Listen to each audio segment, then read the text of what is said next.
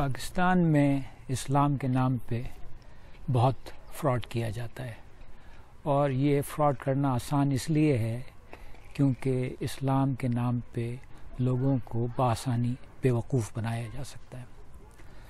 یہ فراڈ اس طریقے سے کیا جاتا ہے کہ جو لوگ اصل میں گستاخ رسول ہیں وہ اپنے آپ کو عاشقان رسول دکھاتے ہیں اور لوگ ان کی اس بات کو مان جاتے ہیں۔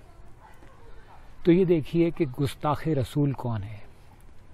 گستاخ رسول ہر وہ شخص ہے جو ہمارے نبی کی تعلیمات کو ٹھکرا دے۔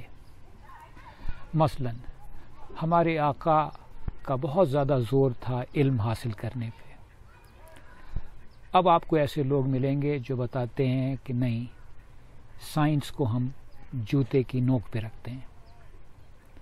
اب بھی آپ فیصلہ کر سکتے ہیں کہ ایسا شخص عاشق رسول ہے یا گستاخ رسول۔ اسی طریقے سے میرے آقا کا بہت زور تھا اعلیٰ اخلاقی معیار پہ کہ نرم خوئی اختیار کرو، اچھی طرح لوگوں سے پیش آؤ۔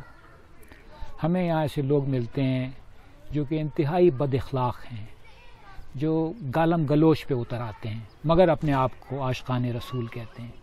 تو آپ یہ فیصلہ کر سکتے ہیں کہ ایسا کوئی شخص، بد اخلاق شخص، آیا عاشق رسول ہے یا گستاخ رسول۔